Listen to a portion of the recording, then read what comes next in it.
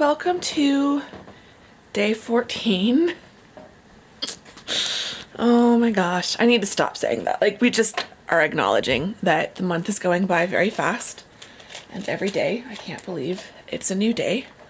I'm trying to plug in my Christmas lights over here. There we go. It was sunny, and now it's gone a bit cloudy, but I don't mind that. So far today, I have slept in, which felt great.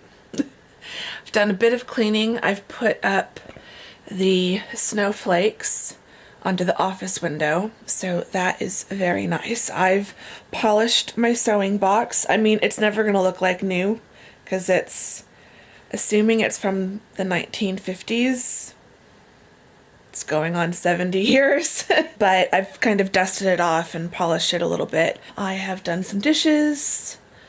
I have replaced the lights in the bathroom. So now if I take a shower by candlelight, it is by choice and not because I don't have lights in there. Now it's time to do the advent calendars. Let's see, 14. A little Christmas tree. And then number 14, which feels really light and nothing's rattling. I think I know what's in here. 14, I think I know what's in here. Yep, I was right. This was another thing that kind of got me ordering or going to get this calendar when I saw this in the ad. It is a little silk hair scrunchie by the brand Slip, and it's in this really nice blush pink, so perfect for me. Slip is a pretty expensive brand. I'm sure you can find cheaper versions of these things, but I've really been wanting to try these. So these are supposed to be as good, if not better, than Invisibobble. I do like how much softer it feels on the wrist compared to, like, Invisibobble has to get stretched out before I can really wear it on my wrist. But it's supposed to not leave a dent or a kink in your hair and not tug or break your hair. Basically, they're realizing that those of us back in the 80s who wore our scrunchies were probably doing something right. And I know Slip does bigger, thicker, puffier versions of the little silk scrunchies that are very 80s and retro style. Yeah, I'm gonna leave my Invisibobble out here. I'm wearing my hair down at the moment, but I'll keep this close by for the next time. For inevitably in a few hours when I start cooking or something, I'll want my hair up, so I will be sure to use this. I have closed my windows, well, except for the laundry room window just kind of stays open all winter long.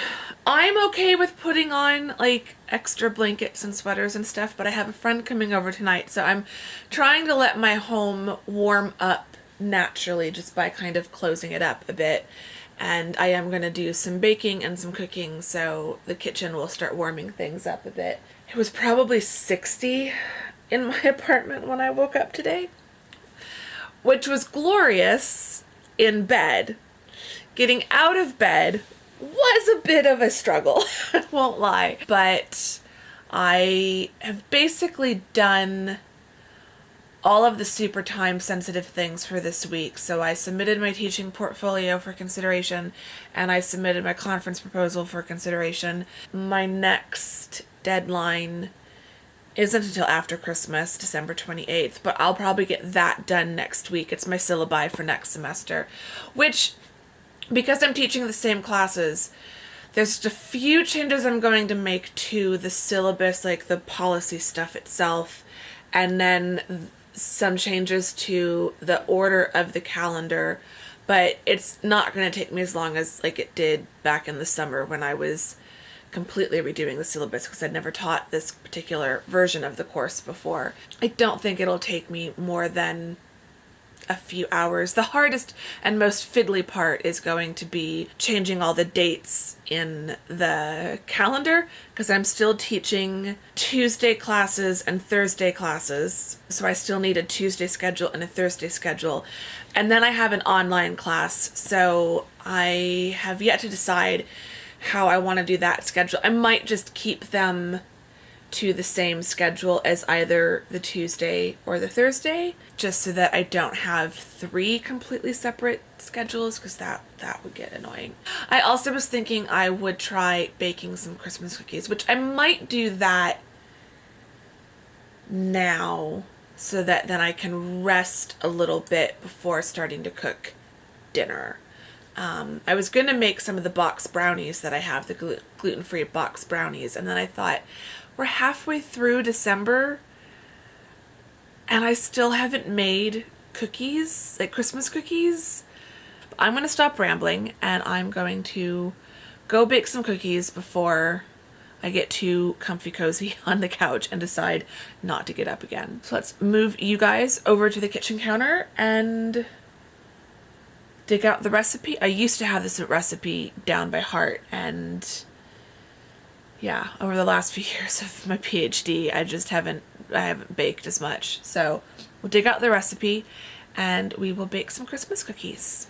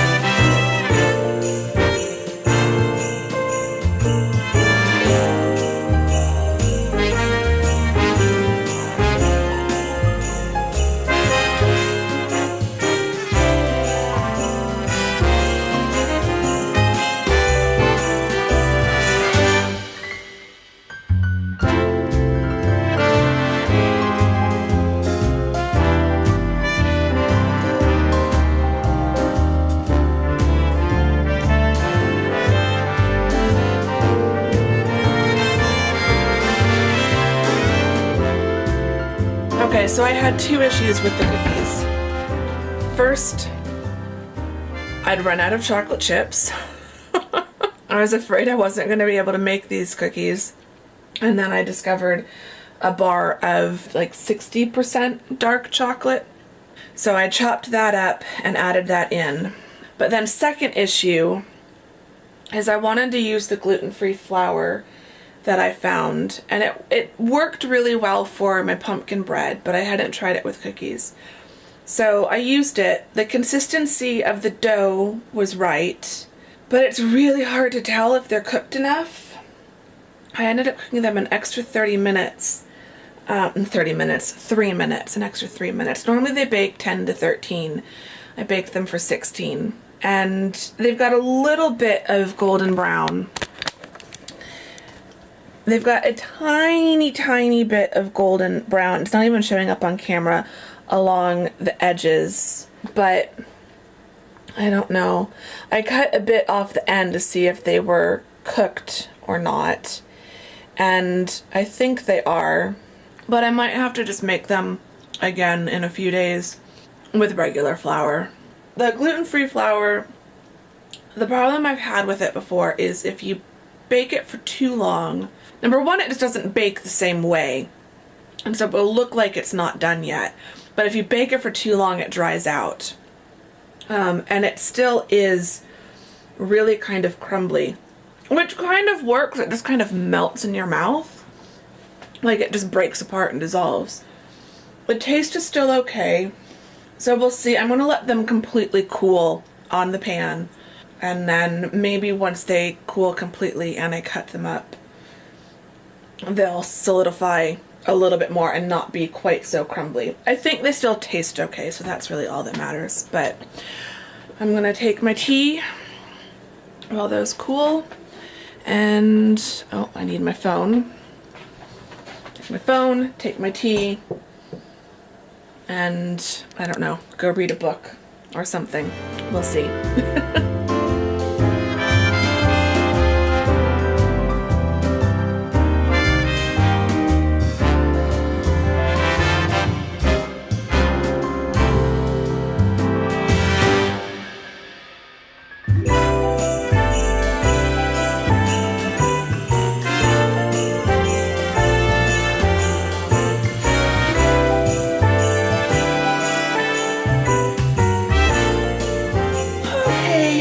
is now 5:15.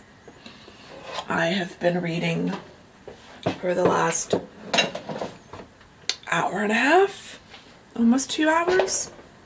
Cookies turned out well. I think when you make them out of gluten-free flour, they always, at least to me, they always come out a little bit dry and crumbly, like they just break apart. So like they can be very crumbly, but they still taste really good. So that's all that matters. I am now going to start cooking dinner. I'm gonna make pasta with a ground turkey red sauce, so kind of like a bolognese. And then my friend Jess is coming over in a little over an hour. She's coming over for dinner and girls' night, which I think I said that earlier in this vlog. So that will be fun. I'm looking forward to that. So yeah, I might not talk to you the rest of the vlog because I'll be with Jess and then probably tired and ready to go to sleep by the time she leaves. We usually do tend to have late nights. Not super late because she lives a little bit further away, but I don't think she's ever left before 10. So, which is great. I mean, she's always welcome to spend the night if she wants. We don't get to see each other and spend time together super frequently. It's been a little bit more frequent now that the semester's done, which is great. But, during the semester, it's like once a month if we're lucky. So when she does come over, I am never in a hurry for her to leave. So I'm really excited. So we'll have Christmas cookies and hot chocolate, maybe some gin. That's your update. That's where we are right now. And now I'm going to get cooking so that it's ready in time.